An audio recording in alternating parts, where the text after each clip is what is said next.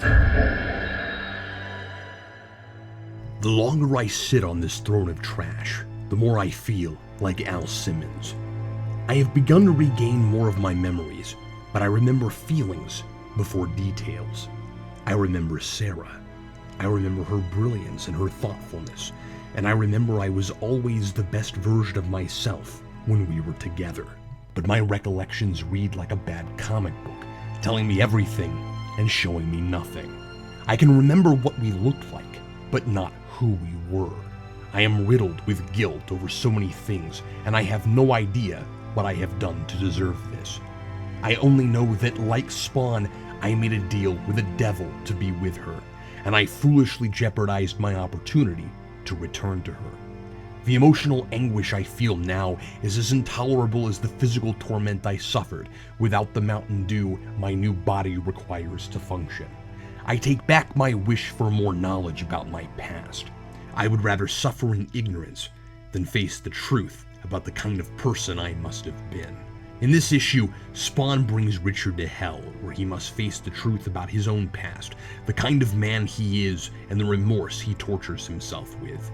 I did not expect another story where Spawn takes a man from the land of the living on a tour of hell a la Dante. The rules of putting Amy back on her soul's right path are unclear, and what exactly is happening here is practically muddled and confusing as the whole of Spawn continuity.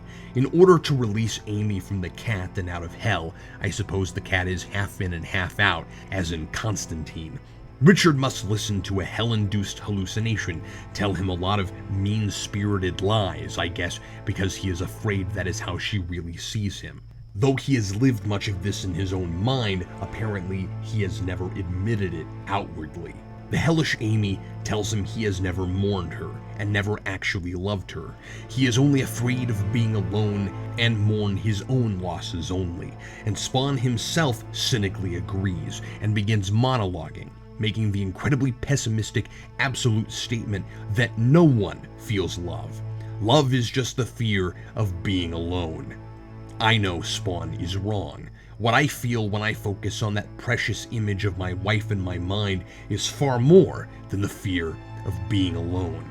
What follows then is a series of platitudes and rhetoric from Spawn about how terrible God is for allowing bad things to happen to good people, which comes out of left field and is relevant only to the recurring but never evolving premise of this series, that Spawn hates heaven and hell and the whole status quo is unfair and unjust.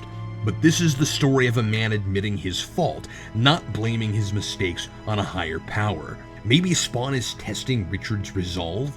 It is not made clear, and I also do not understand why Richard must admit his guilt in order to face demons his wife made a deal with.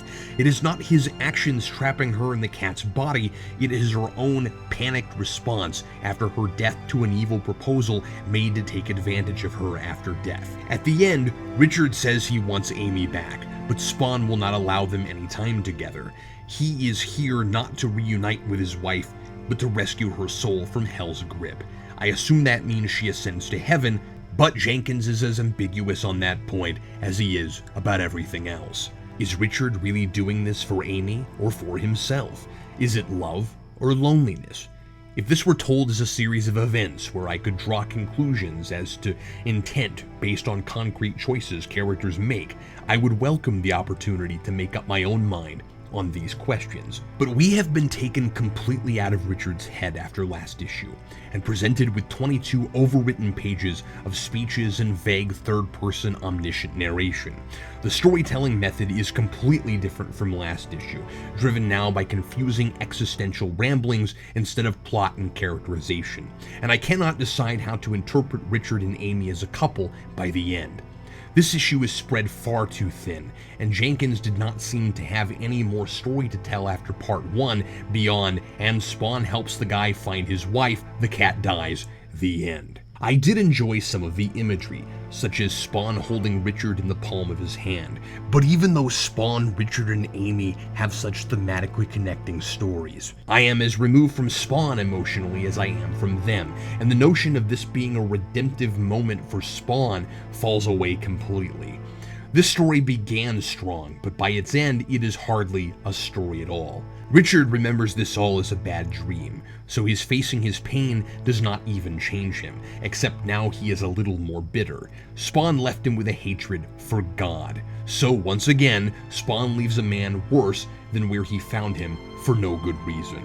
I am convinced these comics exist only to depress me. Mission accomplished. Signed, Unknown.